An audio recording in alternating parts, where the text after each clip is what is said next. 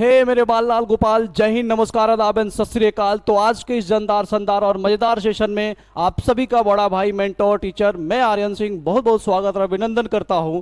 तो आ गया है आप सभी के डिमांड पे साइंस का पहला चैप्टर सेल, क्योंकि बहुत सारे बच्चे ये डिमांड कर रहे थे कि सर केवल मैथ्स का वीडियोस आप डाल रहे हो, सर साइंस का भी वीडियो आप बना दो। तो आप सभी के डिमांड पे मैं साइंस का वीडियो भी अब लेके आ रहा हूँ। 1 बाय 1 करके सारे चैप्टर्स के वीडियोस आपको मिल जाएंगे।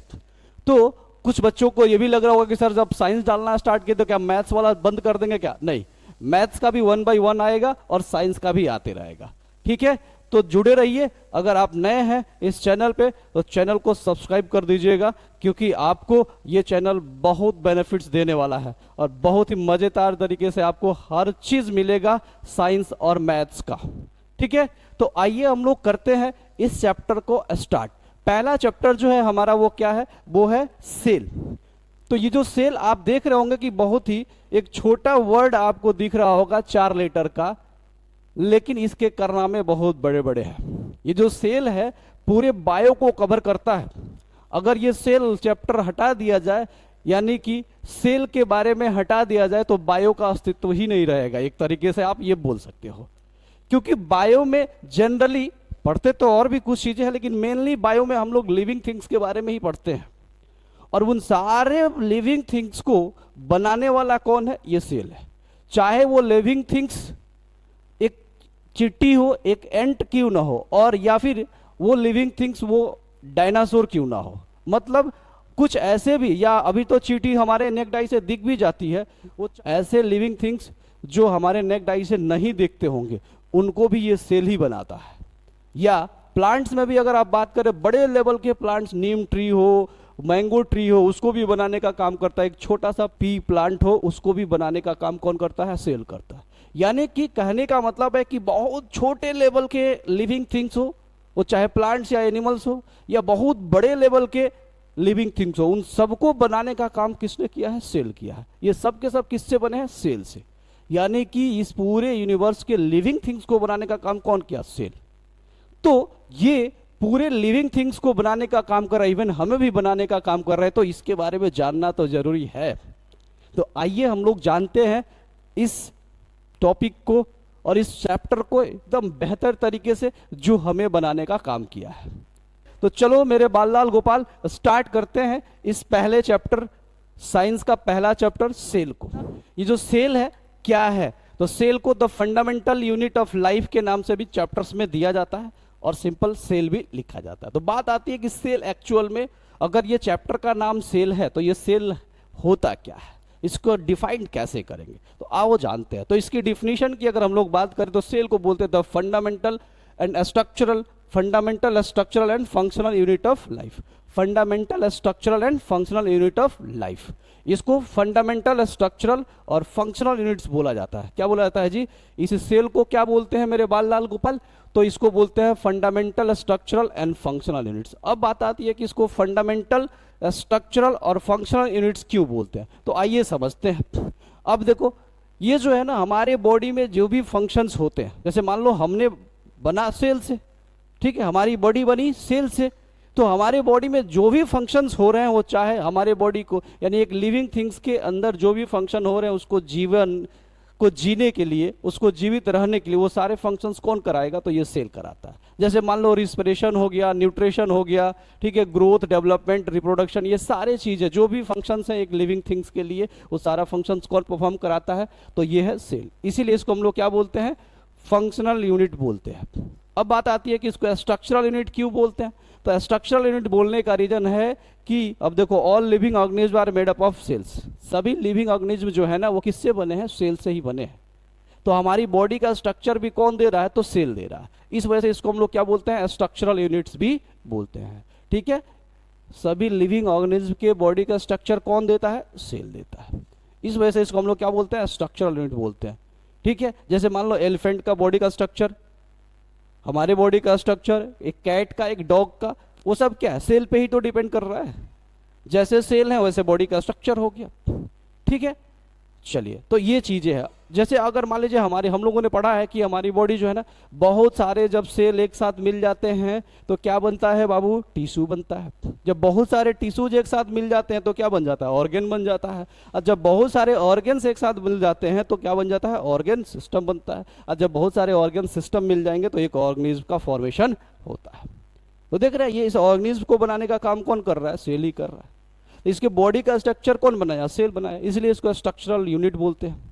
आई होप आपको बात समझ में आया कि सेल को स्ट्रक्चरल और फंक्शनल यूनिट क्यों बोला जाता है। चलिए अब बात आती है, ये बेसिक बेसिक चीज़ों को हम लोग जानते रहेंगे। अब बात आती है कि डिस्कवरी ऑफ सेल के बारे में हम लोग को बात करना है कि डिस्कवरी, अगर ये इतनी इंपॉर्टेंट टॉपिक है तो इसके बारे में तो हर एक चीज़ हमें जानना होगा। तो इसकी डिस्कवरी की अगर बात करें तो डिस्कवरी कौन कौन थे, किनका किनका योगदान है सेल के डिस्कवरी से रिलेटेड, तो ध्यान दीजिएगा। सबसे पहले अगर डिस्कवरी की अगर हम लोग बात करें तो वो है रॉबर्ट हुक, जिन्होंने इस सेल के बारे में डिस्कवर किया था। रॉबर्ट हुक जो थे वो 1665 में इसके बारे में बताने का काम किया था। सेल को डिस्कवर अगर पूछ दिया कि सेल की डिस्कवरी किसने किया तो कौन किया, रॉबर्ट हुक किए थे। कब, 1665 में। वो भी कैसे, अब एक्चुअल में ये सेल डिस्कवर नहीं कर रहे थे, ये क्या कर रहे थे, इन्होंने अपना एक माइक्रोस्कोप बनाया था, उस माइक्रोस्कोप का ही टेस्टिंग वो कर रहे थे। ठीक है, अब उस माइक्रोस्कोप के टेस्टिंग के दौरान ही इन्होंने सेल का डिस्कवर किया था। और किसको लेकर के, तो कर्क स्लाइस के बेसिस पे उन्होंने क्या किया था, उन्होंने डिस्कवर किया। देखो, ही ऑब्जर्व द सेल इन कर्क slice with the help of self made primitive microscope. वो खुद के बनाए हुए माइक्रोस्कोप के हेल्प से उन्होंने क्या किया था, इस सेल का डिस्कवरी किया था। तो अगर पूछा जाए कि सेल का डिस्कवरी किसने किया तो वो है रॉबर्ट हुक। और रॉबर्ट हुक जो थे ना, किस सेल के डिस्कवर किए तो डेड सेल को उन्होंने बताया था। ठीक है, लेकिन लिविंग सेल का डिस्कवरी तब किसने किया, तो लिविंग सेल को डिस्कवर करने वाले ये लीवेनहुक थे। लीवेनहुक जो थे इन्होंने लिविंग सेल की डिस्कवरी की थी 1674 में।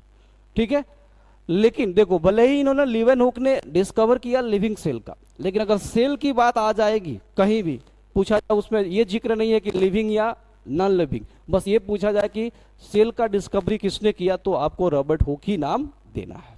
ठीक है, चलो उसके बाद आता है कि एक जो कह रहे हैं कि अब देखो यहाँ पे रॉबर्ट ब्राउन थे, उन्होंने क्या डिस्कवर किया था तो न्यूक्लियस के, यानी कि सेल के अंदर की बात भी इन्होंने बताने का काम किया।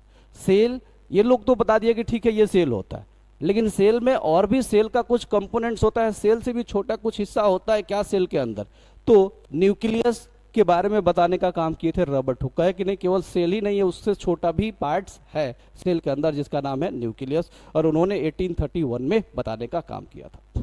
फिर एक और साइंटिस्ट आते हैं पुरकिंजे, उन्होंने क्या बोला कि ये जो सेल है उसमें का जो भी लिविंग जो कंपोनेंट्स है ना, उसको हम लोग बोलते हैं प्रोटोप्लाज्म। सेल के अंदर जो भी लिविंग पार्ट है उसको हम लोग क्या बोलते हैं, प्रोटोप्लाज्म। तो वही ने कहा कि he coined the term protoplasm in 1839। Purkinje ने एक टर्म दिया प्रोटोप्लाज्म, और ये प्रोटोप्लाज्म किसके लिए यूज करते हैं आगे हम लोग जानने वाले हैं, लेकिन शॉर्ट में जान लीजिए जितने भी लिविंग पार्ट्स होते हैं सेल का उसको हम लोग बोलते हैं, क्या बोलते हैं, प्रोटोप्लाज्म। तो सर क्या इसमें नॉन लिविंग भी है क्या, कुछ हिस्से हैं, आगे हम लोग उसको जानते हैं। बात समझिए क्या, ठीक है। तो ये चीजें थी। तो डिस्कवरी की अगर बात करेगा तो डिस्कवर किसने किया था, रॉबर्ट हुक ने। सेल का डिस्कवरी का नाम, सेल का डिस्कवरी का श्रेय रॉबर्ट हुक को जाता है। ठीक है, लिविंग सेल की बात होगी तब आप नाम देंगे क्या, ये लीवेनहुक को। ठीक है, अब देखो इसमें सब ठीक है, हुक हुक ज्यादा ही आ रहा है, रॉबर्ट हुक, लीवेनहुक। ठीक है, तो आप भी हुक कर लेना, पकड़ लेना बात को। ठीक है, चलो अब एक क्वेश्चन यहां पे आता है, कह रहा है कि who discover living cell, who discover living cell, comment में करके बताओगे कौन डिस्कवर किया है। ठीक है, अब कह रहा है कि who coined the term protoplasm, किसने प्रोटोप्लाज्म का नाम किसने दिया। वाह क्या बात है, क्या बात है।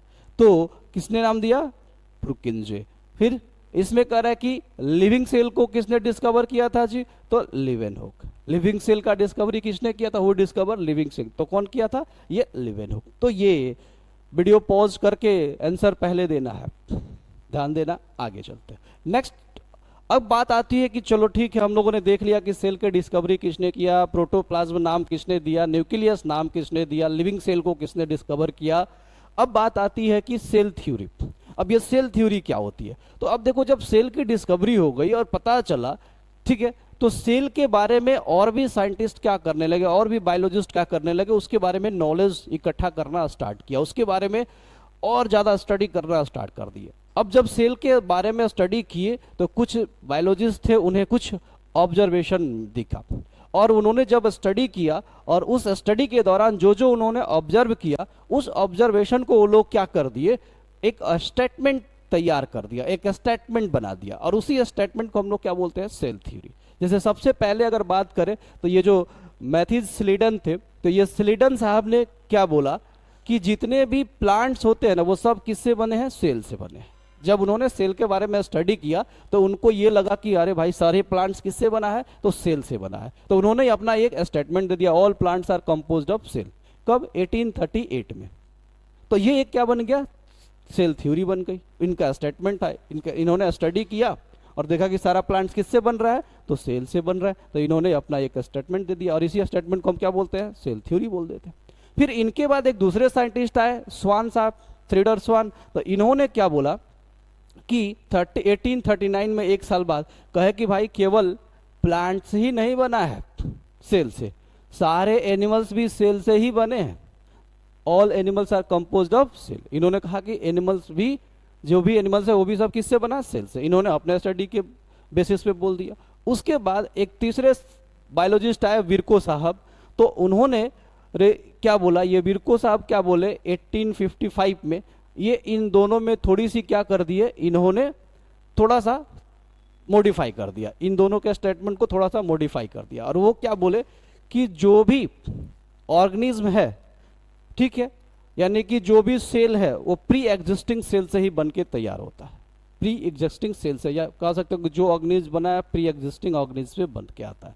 इन्होंने कहा all cells are arise from pre existing cells through the process of cell division. करें कि जितने भी सेल्स हैं वो प्री एग्जिस्टिंग सेल से बन के आया है, और किस बेसिस पे, सेल डिवीजन के बेसिस पे। अगर एग्जाम्पल्स के तौर पे अगर हम लोग बात करें, इस चीज़ को समझें, तो ध्यान दीजिए कि हमारी भी, हम लोग जो है ना, हम लोग भी एक सेल से ही बने। जैसा कि रिप्रोडक्शन आपने चैप्टर पढ़ा होगा, ठीक है, तो रिप्रोडक्शन चैप्टर में हमें पता है कि एक जाइगोट जो होता है वो सिंगल सेल होता है, और उसी सेल से हमारी पूरी इस बॉडी की क्या हो जाती है, फॉर्मेशन होती है, पूरी बॉडी। तो और वो जो जाइगोट होता है वो अपने से बन के नहीं आया है, उसको किसी ने बनाया, मेल और फीमेल, यानी कि हमारे मम्मी पापा का सेल जो है वो हमें बनाने का काम करता है। यानी कि हम जो हैं, हम भी किसी ना किसी पहले किसी सेल से बन के थे, यानी कि जाइगोट जो हो डायरेक्ट ऐसे नहीं बना है, वो प्री एग्जिस्टिंग सेल से ही बना है, स्पर्म और ओवम से।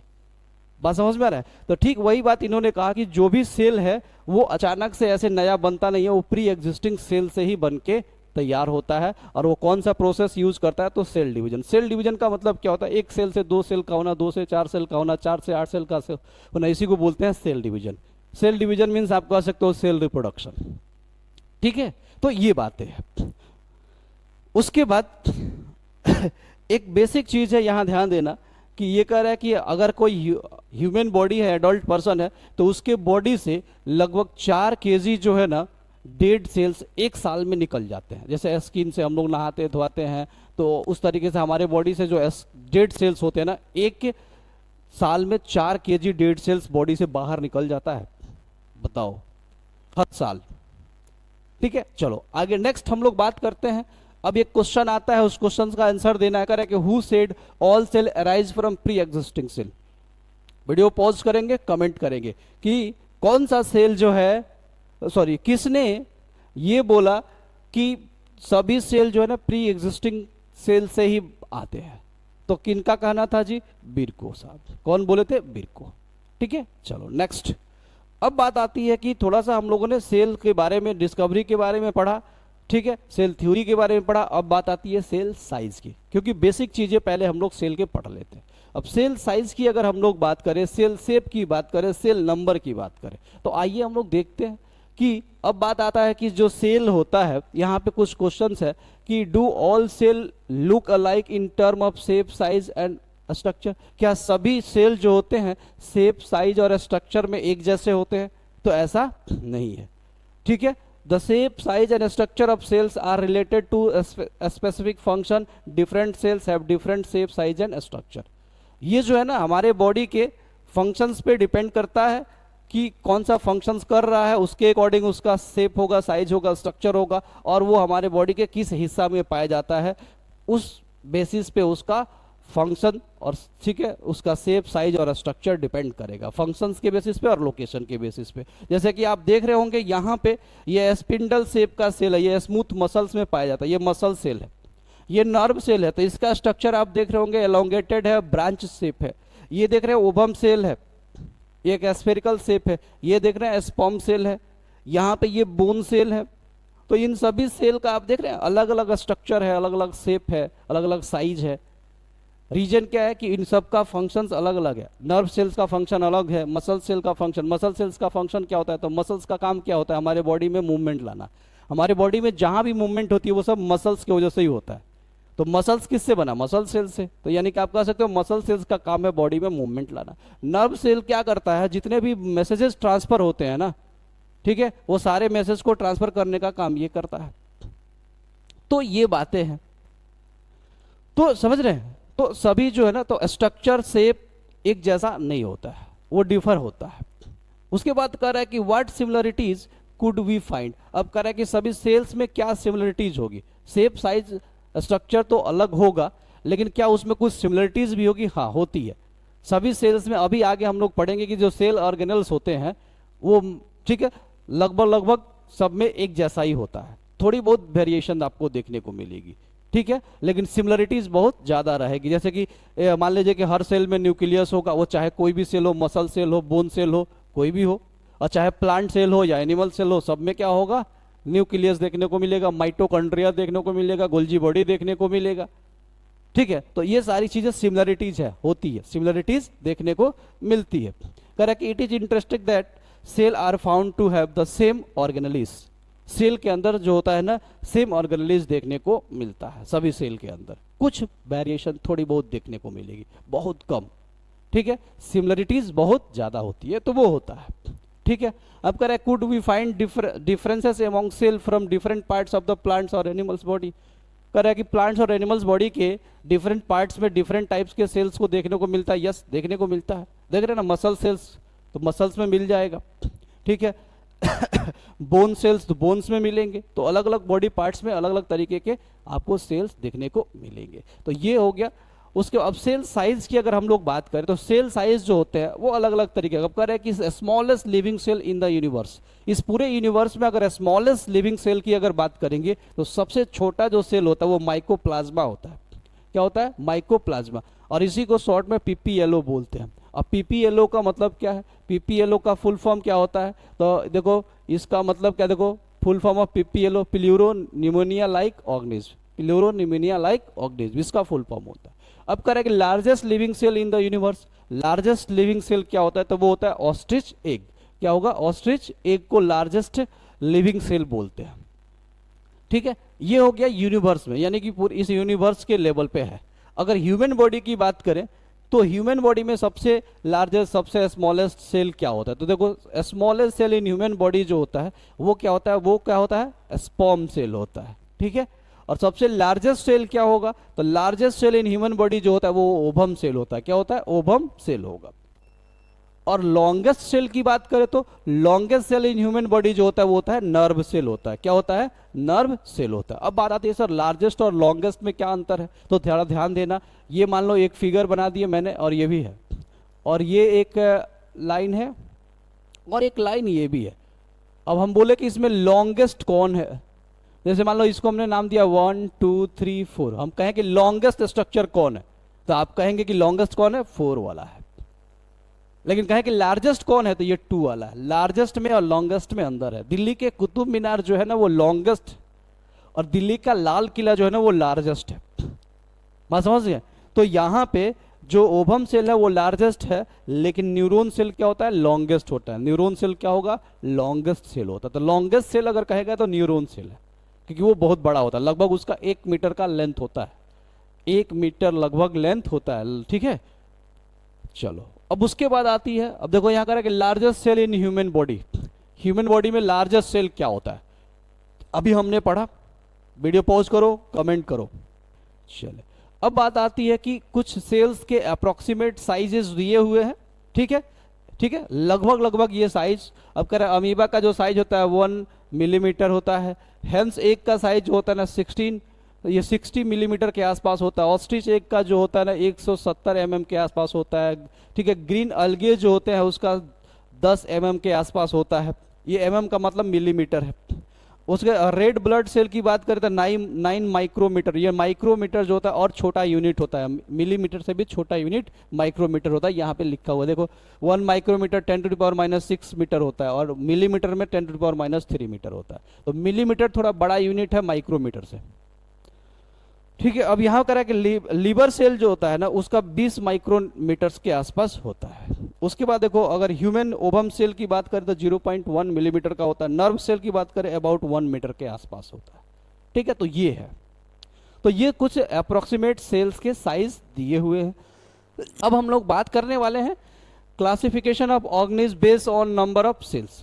नंबर ऑफ सेल के बेसिस पे अगर हम लोग बात करेंगे तो नंबर ऑफ सेल के बेसिस पे कितने तरह के ऑर्गेनिज्म होते हैं। तो ऑर्गेनिज्म नंबर ऑफ सेल के बेसिस पे दो तरीके के होते हैं, एक होता है यूनिसेलुलर ऑर्गेनिज्म और दूसरा होता है मल्टी सेलुलर ऑर्गेनिज्म। क्या होता है? Multi cellular organism.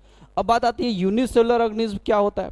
तो देखो यूनिसेलुलर ऑर्गेनिज्म का मतलब होता है कि ऐसे ऑर्गेनिज्म जो सिंगल सेल से बने होते हैं, मतलब एक ही सेल से वो बना है। इतनी बड़ी बॉडी हमारी है, ठीक है, ये जो भी फंक्शंस करता है रिस्पिरेशन, डाइजेशन, एक्सक्रिएशन, वो सारा फंक्शन एक ही सेल करेगा उस ऑर्गेनिज्म में। हमारी बॉडी जो है ना मल्टी सेलुलर है, तो उसको हम लोग तो एक ऑर्गेनिज्म का मतलब हो गया, यूनिसेलुलर ऑर्गेनिज्म का मतलब एक ही सेल से बना होगा। एग्जाम्पल के तौर पे आप जान सकते हो कि अमीबा हो गया, पैरामीशियम हो गया, बैक्टीरिया हो गया, ठीक है, ये सारे जो है ना ये यूनिसेलुलर, यानी कि ये सब एक ही सेल से बने हैं, ये एक एक सेल से ही बने हैं और ये सारे वो परफॉर्मेंस करेंगे जो एक मल्टी सेलुलर करता है। यानी कि सब रिस्पिरेशन भी एक ही सेल करेगा, डाइजेशन भी वही सेल करेगा, एक्सक्रीशन भी वही सेल करेगा। अब बात आती है मल्टी सेलुलर ऑर्गेनिज्म का मतलब क्या होता है। तो मल्टी सेलुलर ऑर्गेनिज्म जो होते हैं ना ये एक से ज्यादा सेल से बने होते हैं, ठीक है, उसको बोलते हैं मल्टी सेलुलर। जैसे हमारी बॉडी है मिलियन ट्रिलियन सेल से बना हुआ है, तो हम जो है ना वो क्या है, मल्टी सेलुलर है। प्लांट्स जो है ना, बड़े बड़े प्लांट्स जो आप देखते हैं, मैंगो ट्री हो गया, ठीक है, नीम ट्री हो गया, ये सब क्या है, मल्टी सेलुलर ऑर्गेनिज्म है। कैट, डॉग, एलिफेंट, ये सब क्या है, मल्टी सेलुलर ऑर्गेनिज्म। यानी एक से ज्यादा सेल से बनने हुए ऑर्गेनिज्म को हम लोग क्या बोलते हैं, मल्टी सेलुलर ऑर्गेनिज्म बोलते हैं। एक क्वेश्चन आता है, कह रहा है कि इसमें से कह रहा है कि एग्जाम्पल ऑफ यूनिसेलुलर ऑर्गेनिज्म, बताना है कि इसमें कौन सा जो है यूनिसेलुलर का एग्जाम्पल्स है। तो वीडियो को फिर से बोलते हैं, पॉज करेंगे और कमेंट्स में आंसर करेंगे, तो भी तो पता चलेगा कि आप क्या पढ़े। अब ध्यान देना, यहाँ कर बैक्टीरिया है तो ये भी यूनिसेलुलर है, अमीबा भी यूनिसेलुलर है, पैरामीशियम भी यूनिसेलुलर ही है, अभी हम लोगों ने देखा। मीन्स जो ऑप्शन होगा वो क्या होगा, तो ऑल ऑफ दीज होगा, ये हमारा ऑप्शन होगा, ठीक है। चलो नेक्स्ट हम लोग बात करते हैं। अब कह रहा है कि अब हम लोग जो बेसिक चीजें थी इस सेल के बारे में हम लोगों ने डिस्कस किया। अब मेन टॉपिक्स पे हम लोग आते हैं कि इस सेल के बारे में, सेल के बॉडी पार्ट्स के बारे में जानेंगे, ठीक है। अब यहाँ पे कह रहा है कि what is cell made up of, कह रहे हैं ये जो सेल जो है ना वो किन चीजों से बना है। तो सेल किन चीजों से बना है, तो देखो सेल मेनली 3 पार्ट्स में सेल को डिवाइड किया गया है। कह रहा है कि there are 3 main parts of cell that are plasma membrane, nucleus and cytoplasm. ये 3 पार्ट्स में इसको डिवाइड किया गया है, प्लाज्मा मेम्ब्रेन, ठीक है, और उसी को सेल मेम्ब्रेन भी बोलते हैं, प्लाज्मा मेम्ब्रेन को न्यूक्लियस और साइटोप्लाज्म। तो आइए हम लोग एक एक करके सब चीज को समझते हैं। तो सबसे पहले यहाँ पे देखो स्ट्रक्चर ऑफ एनिमल सेल दिया हुआ है, ठीक है। तो इस स्ट्रक्चर ऑफ एनिमल सेल को हम लोग लास्ट में करेंगे, ठीक है, स्ट्रक्चर को ड्रॉ। अब देखना,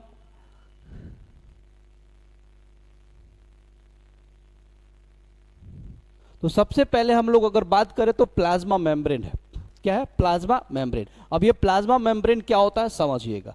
प्लाज्मा मेम्ब्रेन का मतलब देखा है कि this is the outer most covering of the cell that separates the content of the cell from its outer. अब कह रहा है कि ये जो प्लाज्मा मेम्ब्रेन होता है ना वो आउटर पार्ट होता है किसका, सेल का। जैसे ये सेल है तो इसका आउटर पार्ट क्या है, तो ये है, और इसी आउटर पार्ट को हम लोग क्या बोलते हैं, प्लाज्मा मेम्ब्रेन बोलते हैं। तो एक सेल का आउटर पार्ट होता है उसको हम लोग प्लाज्मा मेम्ब्रेन या सेल मेम्ब्रेन बोला जाता है। मेम्ब्रेन का मतलब क्या है, प्लोथिन है। बस समझ, जैसे कि आप सब्जी खरीदने गए हैं तो एक पॉलीथीन आपको मिला, उसमें आपने टमाटर रख दिया, उसी में गोभी रख दिया, उसी में आलू भी रख दिया, उसी में धनिया पत्ता रख दिए, ये सारी चीजें रख दी। तो वो क्या कर रहा है, उन सारे अंदर के जो भी मटेरियल है, टमाटर आलू धनिया गोभी, वो सबको प्रोटेक्ट कर रहा है वो पॉलीथीन। ठीक वैसे ही इस सेल के अंदर बहुत सारे मटेरियल है, माइटोकॉन्ड्रिया हो गया, गोल्जी बॉडी हो गया, एंडोप्लाज्मिक रेटिकुलम हो गया, न्यूक्लियस हो गया, उन सबको बचाने का काम कौन कर रहा है, यही पॉलीथीन कर रहा है, जिसको हम लोग क्या बोलते हैं, सेल मेम्ब्रेन बोलते हैं। अगर वो पॉलीथीन नहीं रहे तो सारा सब्जी हमारा बिखर जाएगा। ठीक वैसे ही अगर ये सेल मेम्ब्रेन नहीं रहे तो ये सारा इसमें का मटेरियल होगा ना, वो बिखर जाएगा, सब फैल जाएगा। बस समझ में आ रहा है। तो वैसे ये सेल मेम्ब्रेन होता है। अब कह रहा है कि it is a selectively permeable membrane. अब ये सेलेक्टिवली परमेएबल या सेमी परमेएबल मेम्ब्रेन इसको बोलते हैं। अब सेलेक्टिवली परमेएबल मेम्ब्रेन का मतलब क्या होता है, या सेमी परमेएबल मेम्ब्रेन का मतलब क्या होता है, ये इसका मतलब होता है कि इसमें सेलेक्टिव चीजों को ही ये अंदर आने देगा या अंदर से बाहर जाने देगा। मतलब किसी को अंदर और किसी को बाहर नहीं जाने देगा, वो सेलेक्टिव चीज ही अंदर आ सकते हैं या सेलेक्टिव चीज को ही वो बाहर जाने देगा। तो इसका काम यही होता है, सेलेक्टिव लोगों को अंदर लाना और सेलेक्टिव लोगों को बाहर जाना। सबके लिए परमिशन ये नहीं देता है, सबके लिए अलाउड नहीं है। बात क्लियर है? ठीक है। उसके बाद कह रहा है कि next, it is made up of organic molecules, lipids and protein. ये मेनली ये जो प्लाज्मा मेम्ब्रेन है किससे बनता है, तो लिपिड से बना रहता है और प्रोटीन से बना होता है, ये इसका मेन पार्ट है। ठीक है। उसके बाद कह रहा है कि the cell membrane is an active part of the cell. ये जो सेल मेम्ब्रेन होता है ये एक्टिव पार्ट होता है। क्यों? अगर ये एक्टिव नहीं रहेगा तब तक कोई अंदर चल जाएगा, कोई बाहर चला जाएगा ना। जैसे मान लो एक गेटमैन का तरह काम करता है। एक गेटमैन जो होता है वो अगर एक्टिव नहीं रहेगा तो कोई भी अंदर से बाहर चला जाएगा या बाहर से अंदर आ जाएगा, तो फिर तो हो जाएगी ना दिक्कत। उस गेटमैन को किस लिए रखा गया है कि सेलेक्टिव लोगों को ही अंदर आने देना है या बाहर जाने देना है। तो ये एक गेट कीपर है, तो ये हमेशा इसको एक्टिव रहना पड़ता है कि कौन अंदर आ रहा है, कौन बाहर जा रहा है, किसको जाने देना है, किसको नहीं जाने देना है। ठीक है। इसलिए इसको हम लोग क्या बोलते हैं, ये एक्टिव होता है हमेशा। नेक्स्ट कह रहा है कि it regulates the movement of materials between the, ठीक है, ordered interior of the all and the outer environment. अब ये क्या करता है, यानी कि वही तो बात है, एक्सटीरियर से इंटीरियर की तरफ, अंदर से बाहर या बाहर से अंदर, जो भी मटेरियल्स होते हैं ये बाहर का अंदर ले जाना या अंदर से बाहर ले जाने का काम ये करता है। क्योंकि ये सेलेक्ट करके किसको भेजना है अंदर और किसको भेजना है अंदर से बाहर, ये वो काम करता है। ठीक है, ये चीज है। उसके साथ साथ ये क्या करता है, ये जो सेल मेम्ब्रेन होता है एक्सटीरियर और इंटीरियर इन्वायरमेंट को सेपरेट भी करता है। अगर ये नहीं रहेगा तो सारा मटेरियल बाहर। ठीक है। और दो सेल से भी ये सेपरेट करने, जैसे एक सेल और है यहाँ पे, तो इसका मेम्ब्रेन ये और इसका मेम्ब्रेन ये है, तो इन दोनों को क्या करता है, अगर ये मेम्ब्रेन नहीं रहता तो इसका सारा मटेरियल इसमें और इसका सारा मटेरियल इसमें मिक्सअप हो जाता। तो ये सेल मेम्ब्रेन दो सेल्स को सेपरेट भी करता है, दो सेल को भी सेपरेट करने का काम करता है। बात क्लियर है? चलो ठीक है। अब बात आती है, कह रहा है कि ये क्वेश्चंस की बताओ, cell membrane is made up of, किससे बना है, सेल मेम्ब्रेन किससे बना है। वीडियो पॉज करेंगे मेरे बाल गोपाल और आंसर देंगे। किससे बना है? अभी हम लोगों ने पढ़ा है किससे, तो लिपिड्स और प्रोटीन से, यानी कि हमारा ऑप्शन नंबर बी सही हो जाएगा। ठीक है। चलो अब बात आती है नेक्स्ट टॉपिक, ट्रांसपोर्टेशन का। जैसे कि सेल में एक जगह से दूसरे जगह ठीक है, सेल में ट्रांसपोर्टेशन की जरूरत पड़ती है। अब सेल में ट्रांसपोर्टेशन की जरूरत पड़ती है, सर ट्रांसपोर्टेशन है क्या, ये तो बता दो। ट्रांसपोर्टेशन क्या होता है, आओ समझते हैं। अब देखना, ये ट्रांसपोर्टेशन का मतलब क्या होता है कि किसी भी मटेरियल का एक जगह से दूसरे जगह ले जाने का जो प्रोसेस होता है वही ट्रांसपोर्टेशन कहलाता है। जैसे कह रहे हैं कि the transportation is the movement of substance from one place to another place. एक जगह से दूसरे जगह किसी भी सब्सटेंस को लेके जा रहे हैं तो वही क्या होता है, ट्रांसपोर्टेशन होती है।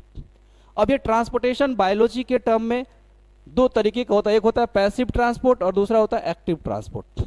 ट्रांसपोर्टेशन या ट्रांसपोर्ट का ये दो तरीके से होती है, पैसिव ट्रांसपोर्ट और एक्टिव ट्रांसपोर्ट। अब पैसिव ट्रांसपोर्ट और एक्टिव ट्रांसपोर्ट का मतलब, कभी कभी देखिए ट्रांसपोर्ट करने में आपको पैसा नहीं लगता है, कभी कोई फ्री में ट्रांसपोर्टेशन हो जाती है ना, कोई सामान लेके जाना है, कोई मिल गया दोस्त यार तो चलो साहब भाई ले चलते हैं, और कभी पैसा भी दे करके ट्रांसपोर्ट कराना पड़ता है। तो फ्री वाला ट्रांसपोर्ट पैसिव ट्रांसपोर्ट है और पैसा दे के कराने वाला एक्टिव ट्रांसपोर्ट है। अब यहाँ मतलब फ्री का मतलब समझ लो ये बिना एनर्जी का, इसमें एनर्जी की रिक्वायरमेंट नहीं होती है। इस ट्रांसपोर्टेशन को कराने में एनर्जी की रिक्वायरमेंट नहीं होती है। Energy is not required to move, इसमें एनर्जी की रिक्वायरमेंट नहीं होती है, लेकिन एक्टिव ट्रांसपोर्ट में एनर्जी की रिक्वायरमेंट होती है, मतलब पैसा देना पड़ेगा तब ट्रांसपोर्टेशन होगा। फ्री वाला कभी कभी ट्रांसपोर्टेशन हो जाता है। और फ्री वाला ट्रांसपोर्टेशन कैसे होगा, यानी एक सब्सटेंस का मूवमेंट दूसरे सब्सटेंस में कैसे होगा, तो ध्यान देना, यहाँ पे एक टैंक है और एक टैंक यहाँ है, इसमें पानी पूरा भरा हुआ है, इस टैंक में इसमें पूरा वाटर भरा हुआ है और इस टैंक का वाटर हमें इसमें लेके आना है। अब क्या करते हैं, यहाँ से एक होल करके और यहाँ से हमने एक पाइप का सिस्टम लगा दिया, एक पाइप लगा दिया और ऐसे। अब इसमें से देखो पानी आराम से इधर आ जाएगा कि नहीं, क्या करना पड़ेगा, कुछ करना पड़ेगा, मोटर लगाना पड़ेगा, क्या एनर्जी देनी पड़ेगी, क्या नहीं, ये फ्री में आएगा यहाँ से। लेकिन अब सपोज करो पानी यहाँ से यहाँ लाना था तो फ्री में आ गया, लेकिन अगर मान लीजिए ये आपका घर का छत है, ऐसे ये मान लो छत है और यहाँ पे एक टैंक है और आपको यहाँ से पानी इसमें लेके जाना है, तो बताओ ये पानी ऐसे जाएगा क्या, आपको यहाँ पे मोटर लगाना पड़ेगा, यहाँ से एनर्जी आपको देनी पड़ेगी। कौन एनर्जी देगा, ये मोटर पंप करेगा तब वहां जाएगा। बस तो इसमें क्या हुआ, पानी का ट्रांसपोर्टेशन हुआ ना, तो यहाँ एनर्जी की रिक्वायरमेंट हुई और यहाँ पे पानी को ट्रांसपोर्ट करने में एनर्जी की रिक्वायरमेंट है क्या, ये अपने से आ गया। तो इसको बोलते हैं पैसिव ट्रांसपोर्ट और इसको बोलेंगे एक्टिव ट्रांसपोर्ट। तो हायर, अब देखो हायर कंसंट्रेशन से लोअर कंसंट्रेशन की तरफ जाएगा तो इसको हम लोग क्या बोलते हैं, पैसिव ट्रांसपोर्ट हो गया। और लो से हाई की तरफ जाएगा तो एक्टिव। तो लो से हाई की तरफ जब जाना होगा तो एनर्जी तो चाहिए। बात क्लियर है क्या, आई होप आप बात को समझ पाए। अब देखो रहा कि substance move from their higher to lower concentration. अब हायर से लोअर कंसंट्रेशन के तरफ जाएगा तो उसमें ट्रांसपोर्टेशन में कोई भी एनर्जी की रिक्वायरमेंट नहीं होती और इसको बोलते हैं पैसिव ट्रांसपोर्ट। और जब लो कंसंट्रेशन से हाई कंसंट्रेशन की तरफ जब जाएगा तो वहां पे एनर्जी की रिक्वायरमेंट होती है और उसको बोलते हैं एक्टिव ट्रांसपोर्टेशन।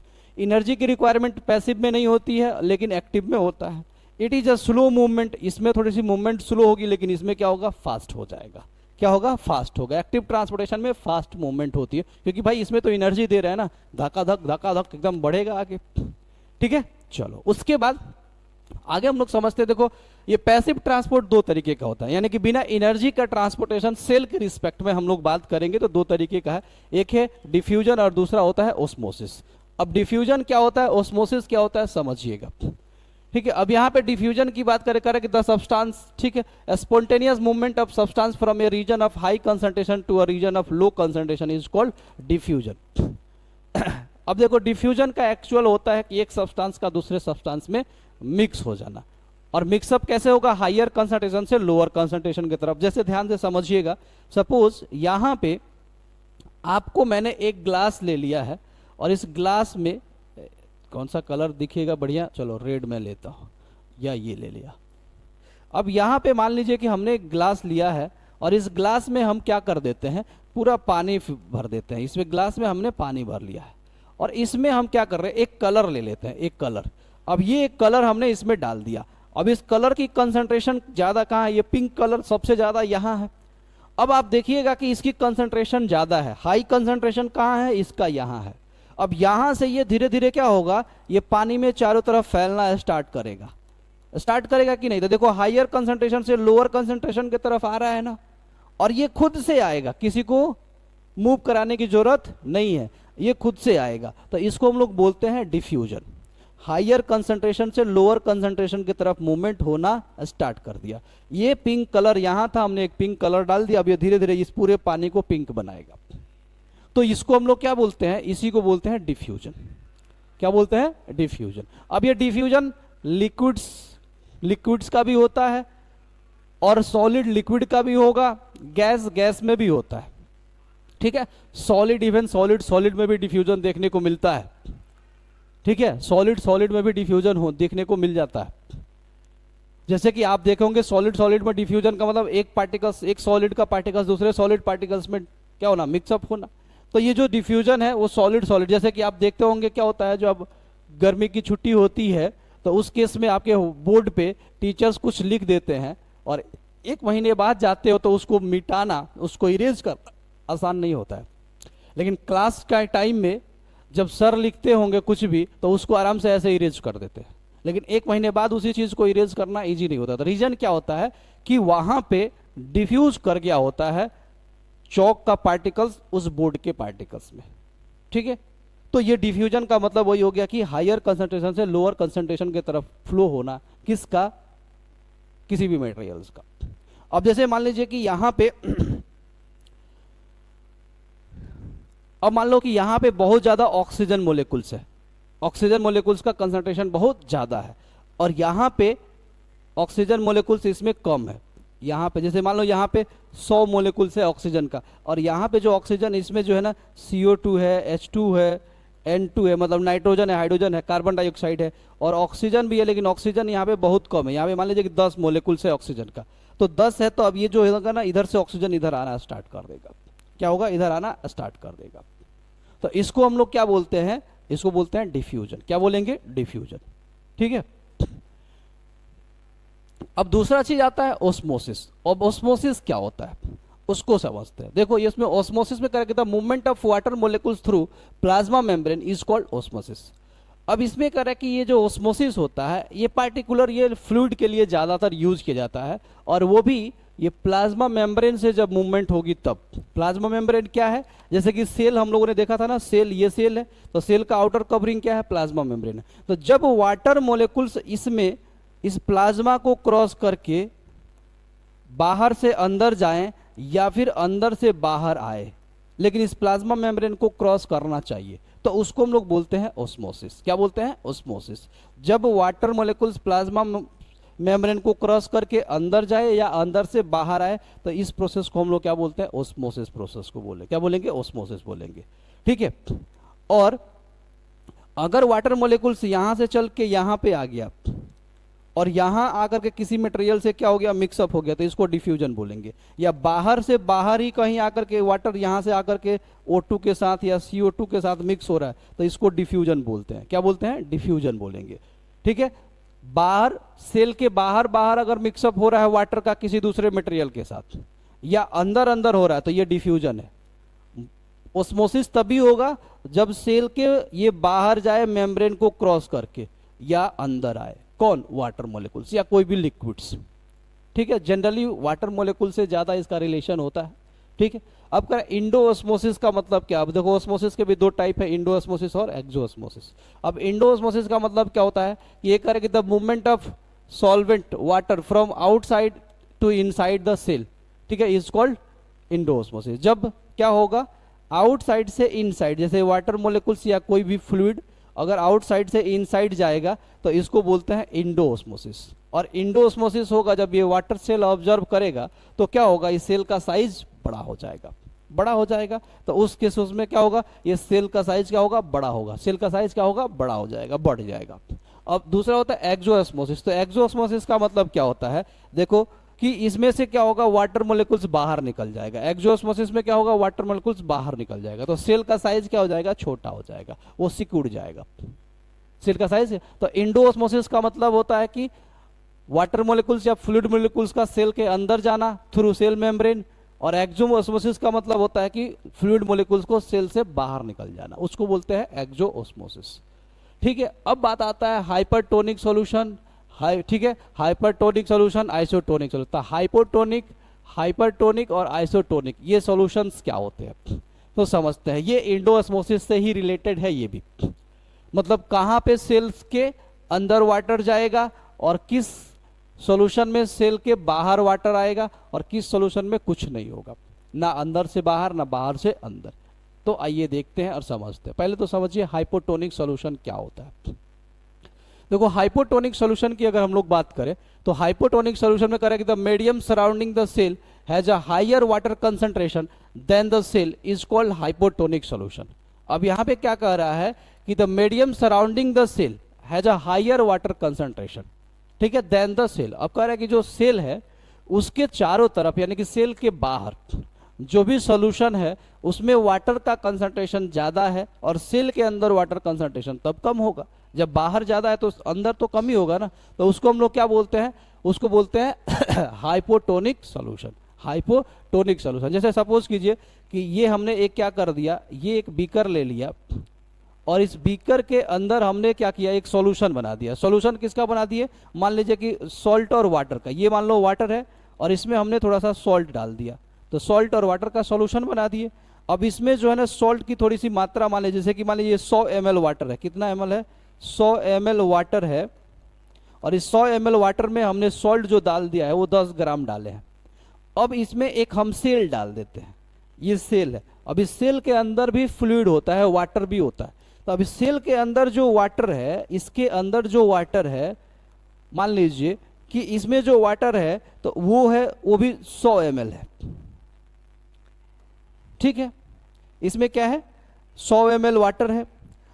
सॉरी, यहां करते हैं हम, मान लीजिए कि इसमें कर देते हैं 50 ml वाटर, लेकिन इसमें जो सॉल्ट है, सॉल्ट का जो अमाउंट है, वो सॉल्ट इसमें क्या है, वो सेल के अंदर वो सॉल्ट है 20 ग्राम। अब देखो पानी कम है और सॉल्ट ज़्यादा है, तो कंसंट्रेशन तो इसमें क्या है, वाटर का कम हो जाएगा। तो बाहर का कंसंट्रेशन यानी वाटर का कंसंट्रेशन बाहर, सेल के बाहर क्या है, ज़्यादा है। तो अब इस वाटर का जो फ्लो होगा ना, इस सेल के अंदर होने लगेगा। क्या हो जाएगा? सेल के अंदर होने लगेगा। तो इस तरीके का सॉल्यूशन, ये देखो, ये जो भी सॉल्यूशन बात कर रहे हैं सेल के बाहर के रिस्पेक्ट में इस सॉल्यूशन का नाम दिया गया है। तो सेल के बाहर अगर वाटर का कंसंट्रेशन ज़्यादा है तो उसको बोलते हैं हाइपोटोनिक सॉल्यूशन। और इस केस में सेल जो होगा वाटर को ऑब्जर्व करने लगेगा। क्या करेगा? ऑब्जर्व करेगा। और जब ऑब्जर्व करेगा तो ये सेल का साइज बड़ा हो जाएगा। वही यहाँ लिखा है कि गेन वाटर, सेल क्या करेगा? Gain water. और कौन से प्रोसेस से? ऑस्मोसिस के प्रोसेस से।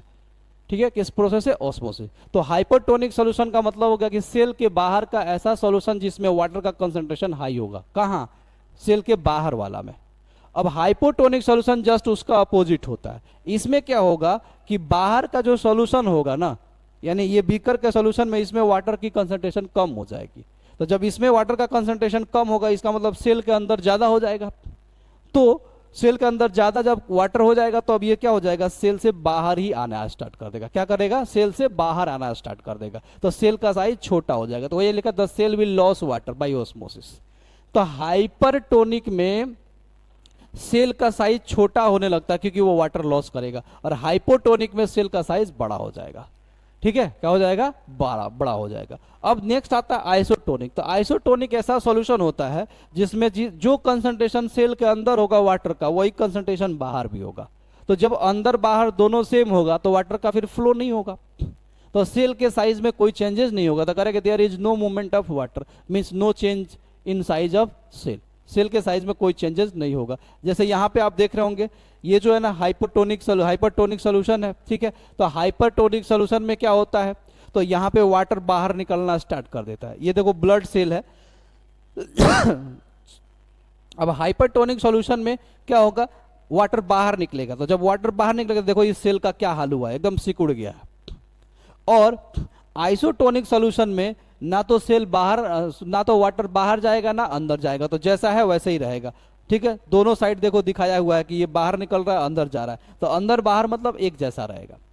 अब यहाँ पे क्या हो रहा है कि ये अंदर वाटर का मूवमेंट अंदर की तरफ हो गया, ये अंदर लेगा। अब देखो क्या होगा, जब अंदर लेगा, ज्यादा वाटर उसमें जाएगा तो वो क्या होगा? सेल का साइज बढ़ने लगेगा, और बढ़ने लगेगा सेल मेम्ब्रेन उसको झेल नहीं पाएगा, तो क्या होगा? वो ब्रस्ट कर जाएगा। ब्लड सेल जो है अब वो ब्रस्ट, देखो यहाँ पे फट गया है।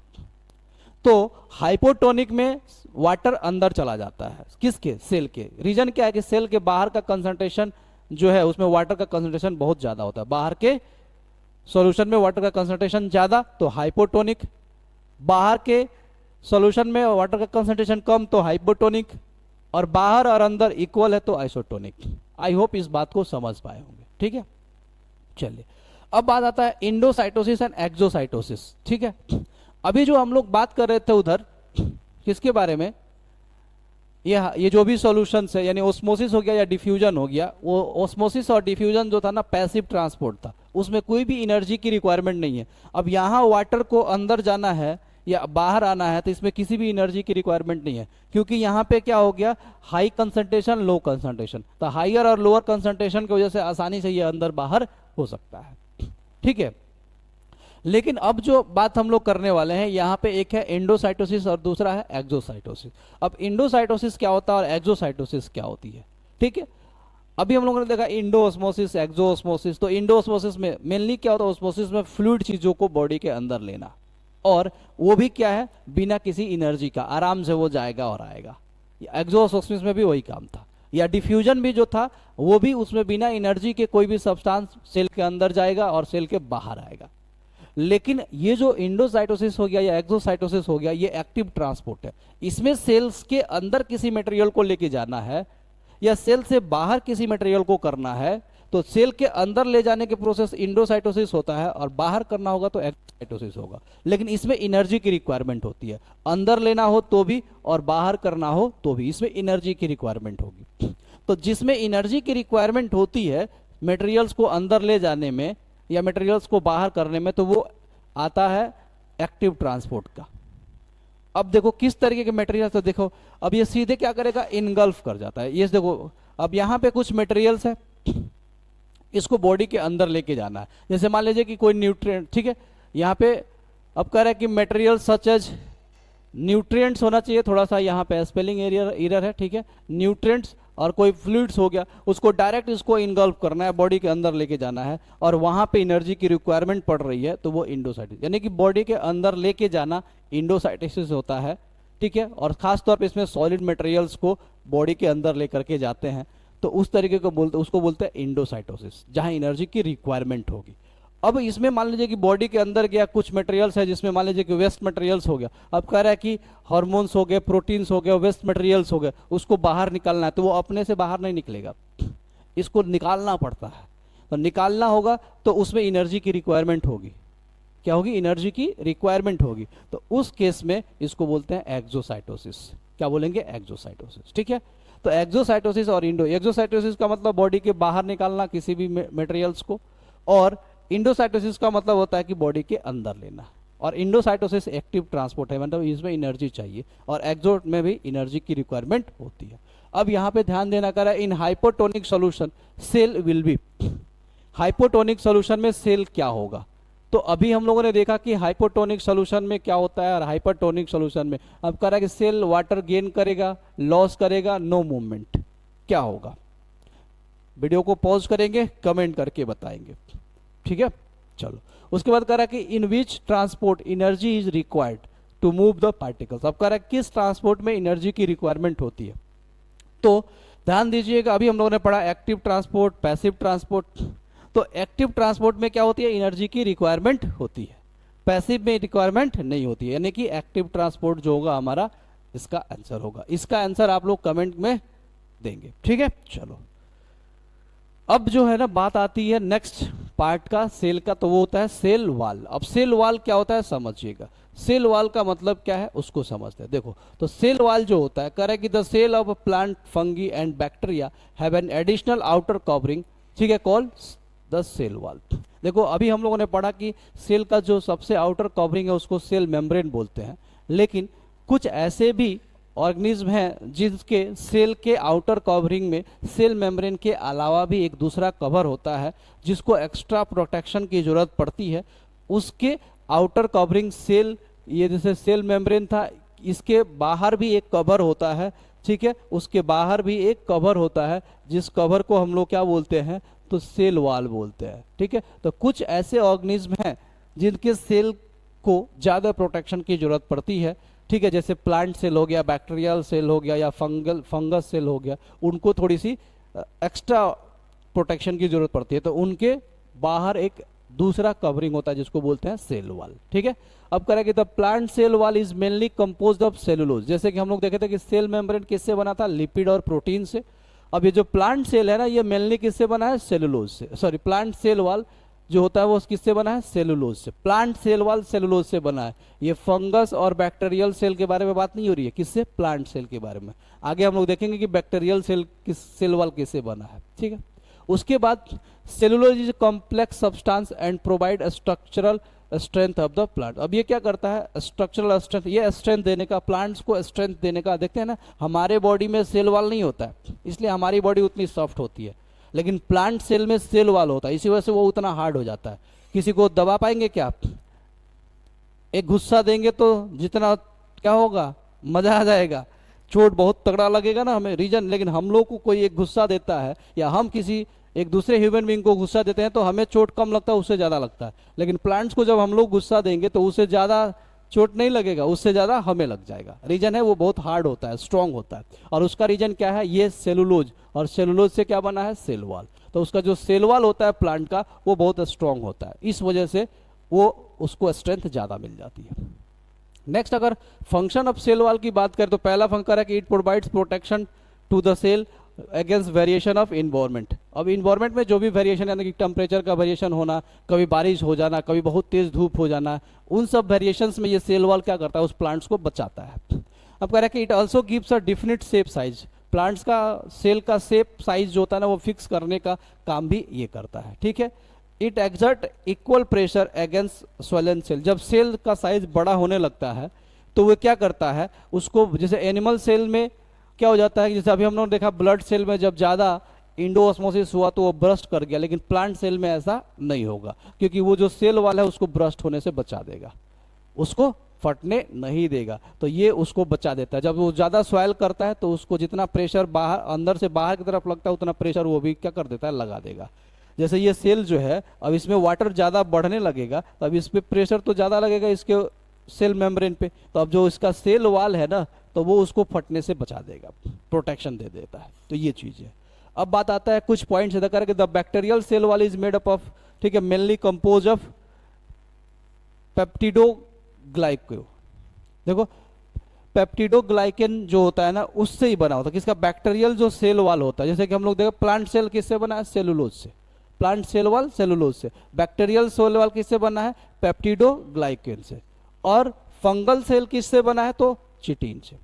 चिटिन भी कई लोग पढ़ते हैं, तो ये जो इससे चिटिन, तो ध्यान देना फंगल सेल किससे बना है, यानी फंगी का जो सेल वाल होता है वो चिटिन से बना, बैक्टीरियल सेल वाल पेप्टिडोग्लाइकेन से बना है, और जो प्लांट सेल वाल है वो सेलुलोज से बना है। तो ये ध्यान रखिएगा। अब यहाँ पे आता है क्वेश्चन, कह रहा कि the bacterial cell wall is mainly composed of, किससे बना है बैक्टीरियल सेल, अभी हम लोगों ने पढ़ा बैक्टीरियल सेल किससे बना है, तो पेप्टिडोग्लाइकेन से बना हुआ है। सेल वाला fungi is mainly composed of, fungal cell किससे बना, सेल वाल किससे बना है, तो चिटिन से, ठीक है।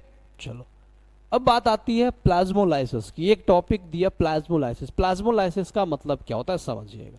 कह रहे कि द श्रिंकेज ऑफ और contraction of contents of the cell away from the cell wall due to the losses of water is called plasmolysis. Plasmolysis का मतलब क्या होता है, अभी हम लोगों ने पढ़ा कि जब सेल जो होता है वाटर को लॉस करता है तो उसका साइज छोटा होने लगता है, और वाटर गेन करता है तो उसका साइज बड़ा होने लगता है। लेकिन अगर प्लांट सेल की बात करें मेनली, तो प्लांट सेल में अभी हम लोगों ने देखा कि प्लांट सेल में क्या होता है, सेल वॉल होता है, या बैक्टीरियल सेल में सेल वॉल होता है। तो जिसमें सेल वॉल होता है ना तो उसका सेल का साइज छोटा या बड़ा होता है तो वो समझ में नहीं आता है। रीजन क्या होता है कि सेल वॉल तो वैसे ही रहेगा, उसके अंदर वाला पार्ट्स केवल सिकुड़ जाएगा या बड़ा हो जाएगा, सेल वॉल अपने पोजीशन पे रहता है। लेकिन एनिमल सेल की अगर बात करेंगे जिसमें सेल वॉल नहीं होता है, उसका सेल छोटा या बड़ा होगा तो हमें महसूस होगा और वो दिखेगा। बस समझ में आया? अब देखो तो प्लाज्मोलाइसिस क्या होता है कि जैसे कि क्या होता है, जैसे ध्यान देना ये एक सेल है, अब देखो इसमें अभी ये नॉर्मल सिचुएशन में है। अब जैसे जैसे इसमें से वाटर लॉस होगा, देखो यहाँ से वाटर लॉस होना स्टार्ट हो गया, तो वाटर लॉस होगा तो अब देखो यहाँ पे कहीं भी येलो कलर दिख रहा है, नहीं दिख रहा है। अब देखो यहाँ धीरे धीरे येलो कलर दिख रहा है, तो हो क्या रहा है, तो देखो ये जो बाहर बाहर दिख रहा है ना ये सेल वाल है। क्या है, सेल वाल है। अब ये जो सेल वाल और ये अंदर से दिख रहा है ये जो है ना ये सेल मेम्ब्रेन है। अब ये क्या हुआ, जैसे पानी लॉस करेगा तो इस सेल का साइज छोटा होने लगा, तब इधर से जगह खाली होने लगा। यहाँ देखो ज़्यादा छोटा हो गया है, यहाँ बहुत ज़्यादा हो गया है, देखो ये श्रिंक कर गया। किसकी वजह से, वाटर लॉसेस की वजह से। तो वाटर लॉस होगा तो सेल मेम्ब्रेन, इसमें से पानी निकलेगा, सेल मेम्ब्रेन वो छोटा होते जाएगा। लेकिन ये सेल वाल जो है ना बहुत हार्ड है, बहुत हार्ड है, तो ये छोटा नहीं होगा। बस समझ में आ रहा है, नहीं होगा। जैसे कि आप सपोज करें कि आपने क्या किया, आपने एक वुडन बॉक्स ले लिया। क्या किया जी, वुडन बॉक्स ले लिए, और इसमें आप क्या कर दिए, एक बैलून आपने ले लिया और इस बैलून में पूरा पानी भर दिया है, पूरा वाटर भर करके इस बैलून को ऐसे आपने इसको क्या किया, इस बैलून को ऐसे रखा है और ऐसे रखा है कि ये पूरा इसी का शेप लिया हुआ है बैलून, किसका, इस वुडन ब्लॉक का, और पानी भरा हुआ। अब थोड़ा सा यहाँ से क्या कर देते हैं, यहाँ से वाटर को निकालना स्टार्ट कर देते हैं। अब क्या होगा, जैसे जैसे पानी इसमें से निकलते जाएगा बैलून छोटा होते जाएगा। लेकिन क्या ये वुडन ब्लॉक का साइज छोटा होगा, क्या नहीं होगा। ये वुडन ब्लॉक से क्या होगा, ये दूर होने लगेगा, इसके वाल से ये दूर होने लगेगा। तो इसका जो श्रिंकेज होगा इसी को हम लोग क्या बोलते हैं, प्लाज्मोलाइसिस बोलते हैं। ठीक है, इसी तरीके से यहां भी होगा। ये जो सेल वाल होता है बहुत हार्ड होता है, तो ये श्रिंक नहीं करेगा, लेकिन इसमें जो बाकी का जो पार्ट्स होगा सेल का, वो धीरे धीरे वाटर निकलने से वो क्या होगा, श्रिंक करने लगेगा और इस सेल वाल से दूर होना स्टार्ट कर देगा। जैसे ये बैलून का हालत होगी, पानी निकलेगा, धीरे धीरे बैलून का साइज छोटा होने लगेगा और इसके ये जो दिख रहा है वुडन ब्लॉक से दूर होना स्टार्ट कर देगा। तो आई होप बात को समझ। तो प्लाज्मोलाइसिस का मतलब यही होता है कि धीरे धीरे सेल का क्या होगा, उसमें कंट्रैक्शन होने लगेगा वाटर लॉसेस की वजह से, और उसी को हम लोग क्या बोलते हैं, प्लाज्मोलाइसिस बोलते हैं। ठीक है, अब बात आती है सेल के नेक्स्ट पार्ट, न्यूक्लियस। न्यूक्लियस के बारे में हम लोग जानेंगे। तो न्यूक्लियस को समझने से पहले न्यूक्लियस का हम लोग क्या करेंगे कि यहाँ पे स्ट्रक्चर को पहले समझते हैं। ठीक है, देखना ये जो न्यूक्लियस होता है ये क्या होगा, सेल के सेंटर में होता है। जैसे कि सपोज ये सेल है तो इसके सेंटर में ऐसे होगा, तो इसको हम लोग न्यूक्लियस जो होता है ना सेल के सेंटर में पाया जाता है। अब देखना इसके क्या क्या पार्ट्स है। कह रहा है कि न्यूक्लियर इनवेलप। तो न्यूक्लियर इनवेलप का मतलब क्या होता है कि न्यूक्लियर मेम्ब्रेन, जिस तरीके से सेल मेम्ब्रेन था वैसे ही न्यूक्लियस का न्यूक्लियर मेम्ब्रेन होता है। क्या होता है, न्यूक्लियर मेम्ब्रेन होता है। और ये दो मेम्ब्रेन होता है, जैसे एक मेम्ब्रेन ये हो गया और दूसरा मेम्ब्रेन ये हो गया, ये न्यूक्लियर मेम्ब्रेन होता है। तो इसमें आउटर मेम्ब्रेन और इनर मेम्ब्रेन होते हैं। ये हो गया आउटर और ये हो गया आपका इनर मेम्ब्रेन। ठीक है, तो दो तरीके के मेम्ब्रेन होते हैं। अब कह रहा है कि न्यूक्लियर लेमिला यहाँ पे दिया हुआ था। देखो न्यूक्लियर लेमिला क्या होता है, यहाँ पे अंदर एक, ठीक है, मेम्ब्रेन टाइप का होता है जो कि इनर मेम्ब्रेन से अटैच होता है, उसी को हम लोग बोलते हैं न्यूक्लियर लेमिला। उसके बाद आता है न्यूक्लियोलस। तो न्यूक्लियोलस क्या होता है, इसी न्यूक्लियस का एक हिस्सा होता है जिसको हम लोग न्यूक्लियोलस बोलते हैं। इसी में न्यूक्लियोलस होता है जो कि ये आरएनए और राइबोसोम्स, इसमें आरएनए पाया जाता है और ये राइबोसोम्स बनाने का काम करता है। आप कह सकते हैं इसको राइबोसोम्स का ये फैक्ट्री होता है, फैक्ट्री ऑफ राइबोसोम्स। राइबोसोम्स बनता है इसमें। अब राइबोसोम्स क्या होता है अभी आगे हम लोग पढ़ेंगे। ये न्यूक्लियोलस है, इसी न्यूक्लियोलस में राइबोसोम्स के फॉर्मेशन होता है और इसमें आरएनए भी होता है। इसमें क्या होता है, आरएनए और राइबोसोम्स, ये राइबोसोम्स के फैक्ट्रीज माना जाता है। उसके बाद कह रहा है कि न्यूक्लियोप्लाज्म। तो न्यूक्लियोप्लाज्म क्या होता है, इस न्यूक्लियस के अंदर एक फ्लूइड होता है जिसको बोलते हैं न्यूक्लियोप्लाज्म। इस न्यूक्लियस के अंदर क्या होगा, एक फ्लूइड मटेरियल होता है जिसको हम लोग बोलते हैं न्यूक्लियोप्लाज्म। इस फ्लूइड मटेरियल को न्यूक्लियोप्लाज्म बोलते हैं। फिर कह रहा है एंडोप्लाज्मिक रेटिकुलम। तो एंडोप्लाज्मिक रेटिकुलम न्यूक्लियस के बाहर होता है, न्यूक्लियस से चिपका होता है। ये एंडोप्लाज्मिक, जैसे ये हो गया एंडोप्लाज्मिक रेटिकुलम जो होता है इससे चिपका होता है बाहर की तरफ। ठीक है, उसके बाद कह रहा है कि राइबोसोम्स। तो राइबोसोम्स इस एंडोप्लाज्मिक रेटिकुलम से चिपकेगा। एंडोप्लाज्मिक रेटिकुलम चिपका किससे, इस न्यूक्लियस से, और राइबोसोम्स किससे चिपका है, इस एंडोप्लाज्मिक रेटिकुलम से। राइबोसोम्स को मेनली बनाता कौन है, तो यही है हमारा न्यूक्लियोलस। उसके बाद कह रहा है न्यूक्लियर पोर। तो न्यूक्लियर पोर क्या होता है कि इसमें आप देखेंगे तो ये जो न्यूक्लियस होता है ना, तो इसके जो मेम्ब्रेन होते हैं इसमें होल होता है, छोटे छोटे छिद्र होते हैं, ताकि इसमें से जो न्यूक्लियस का जो मटेरियल है इसको बाहर और आसानी से लेके जाया जा सके।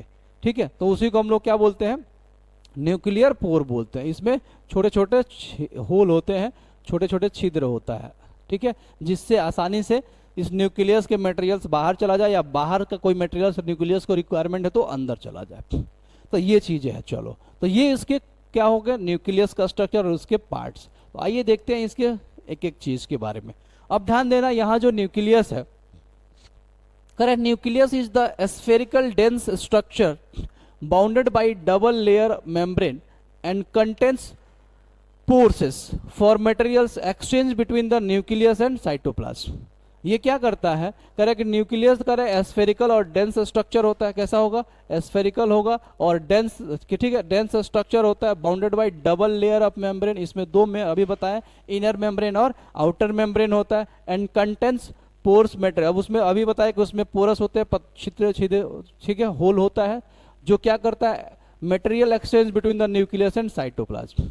साइटोप्लाज्म और न्यूक्लियस के बीच वो क्या करता है, पोर्स से क्या फायदा होता है, वो मटेरियल्स को एक्सचेंज करने का काम करता है। Next, it is the most important part of the cell. It generally lie in the centre of the cell, however in some cases it may also occupy peripheral position. अब कह रहा है कि जनरली ये जो होता है ना, सेल है तो इसके सेंटर में ही न्यूक्लियस होता है। कभी कभी ये पेरिफेरल होता है, पेरिफेरल का मतलब साइड में होगा, सेंटर से थोड़ा सा अलग सेल मेम्ब्रेन की तरफ होता है। Next, protoplasm of the nucleus is called nucleoplasm. अब न्यूक्लियस के अंदर जो प्रोटोप्लाज्म होता है उसी को न्यूक्लियोप्लाज्म, मतलब प्रोटोप्लाज्म मतलब जो फ्लूइड होता है। It has the thread like network called chromosomes. ठीक है, अब क्रोमेटिन, ठीक है, अब उसमें क्या होता है कि ये जो न्यूक्लियस होता है, ये हमारा न्यूक्लियस है, इस न्यूक्लियस के अंदर एक थ्रेड लाइक स्ट्रक्चर होता है, जो अभी आपने यहाँ पे देखा था, जो थ्रेड लाइक स्ट्रक्चर होता है, यहाँ देख रहे हैं, ये थ्रेड लाइक स्ट्रक्चर जो दिख रहा है, ये सब, इस थ्रेड लाइक स्ट्रक्चर को क्या बोलते हैं, इस क्रोमेटिन बोलते हैं। क्या बोलते हैं? क्रोमेटिन बोलते हैं। ये थ्रेड लाइक स्ट्रक्चर जो देख रहे हैं, बहुत सारे थ्रेड लाइक स्ट्रक्चर है, इसी को क्या बोलते हैं? क्रोमेटिन बोला जाता है। अब उसके बाद क्रोमेटिन बोलते हैं। अब कह रहा है कि when the cell is ready to divide, this chromatin condense to form thicker thread like structure called chromosomes. अब जब ये सेल डिवीजन होने का टाइम आता है तो यही जो हमारा ये जो क्रोमेटिन जो होता है, अब ये डेंस हो जाता है। जैसे कि ये मान लो कि थ्रेड है पूरा उलझा हुआ, अब ये बाद में क्या हो जाता है, कुछ इस तरीके से अरेंज हो जाता है, ऐसे अरेंज हो जाएगा, और इसी को क्या बोलने लगते हैं, तो इसको बोलते हैं क्रोमोजोम्स। तो ये सेल डिवीजन के टाइम में यही क्रोमेटिन मटेरियल क्या होता है, ठीक, और क्या हो जाएगा, एक क्वाइल टाइप का अरेंजमेंट कर लेता है, जिसको क्रोमोजोम्स बोलते हैं। तो आप एक तरीके से आप बोल सकते हैं कि ये जो क्रोमेटिन होता है, सेल डिवीजन के टाइम में ये क्रोमोजोम्स के फॉर्म में कन्वर्ट हो जाता है। क्रोमेटिन ही सेल डिवीजन के टाइम में क्या हो जाता है, क्रोमोजोम्स बन जाता है। ठीक है, नेक्स्ट, क्रोमोजोम्स कंटेन डीएनए। ठीक है, क्रोमोजोम्स में क्या होता है, डीएनए, जिसको डीऑक्सी राइबोन्यूक्लिक एसिड बोलते हैं, और एंड डीएनए कंटेन्स मोलेकुल्स। ठीक है, मोलेकुल्स कंटेन इंफॉर्मेशन इसेंशियल फॉर, ठीक है, कंस्ट्रक्टिंग एंड ऑर्गेनाइजिंग सेल्स। अब ये जो डीएनए होता है, ये सारे इंफॉर्मेशंस को रखता है। ठीक है, जो कि कह कि DNA contain molecules information essential for constructing and organising cells. एक सेल को ऑर्गेनाइज करना है, ठीक है, किस तरीके से उससे फंक्शन कराना है, वो सारी चीजें इस डीएनए के अंदर होता है। और डीएनए का अंदर ऐसा क्या है जो उसको रखता है, तो वो होता है जीन्स। डीएनए का अंदर क्या होता है, जीन, जो सारे फंक्शंस को रेगुलेट कराता है और मेनली इनहेरिटेंस कराने का काम करता है। यानी कि पेरेंट्स टू ऑफस्प्रिंग में जो भी कैरेक्टरिस्टिक्स लेके जाना है, वो सारा कैरेक्टरिस्टिक्स किसके बेसिस पे जाता है, तो ये जीन्स के बेसिस पे, ये जीन ही लेके जाता है। यानी कि हमारे पेरेंट्स का कैरेक्टरिस्टिक्स हमारे बॉडी में आ गया, तो वो किसकी वजह से आया, ये जीन्स की वजह से। और इस जीन को कौन रखता है, डीएनए। तो एक तरीके से आप जान सकते हो कि सेल के अंदर क्रोमेटिन कन्वर्ट होता है क्रोमोजोम्स में, क्रोमोजोम्स के अंदर होता है डीएनए, डीएनए के अंदर होता है जीन। ठीक है, अब इसके फंक्शन की अगर हम लोग बात करें, तो फंक्शन की बात करें तो न्यूक्लियस जो होता है play a central role in cellular reproduction. जो रिप्रोडक्शन होता है सेल में, उसमें इसका बहुत बड़ा रोल होता है। Next, it is responsible for transmission of hereditary materials from one generation to the other. एक जनरेशन से दूसरे जनरेशन में हेरिडिटरी मटेरियल्स को लेके जाता है, किसके हेल्प से, जीन्स के हेल्प से। ठीक है, next, it acts as a control centre of all the activities of the cell. ये सारे सेल के एक्टिविटीज को ये कंट्रोल करने का भी काम करता है, इसीलिए इसको ब्रेन ऑफ द सेल भी बोला जाता है। न्यूक्लियस को ब्रेन ऑफ द सेल भी बोला जाता है।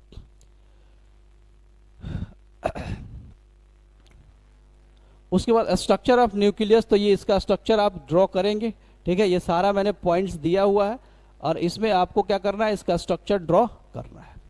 ठीक है, अब बाकी उसके बाद अगर हम लोग बात करेंगे, अब नेक्स्ट जो पार्ट आता है वो आता है types of cell on the basis of nucleus.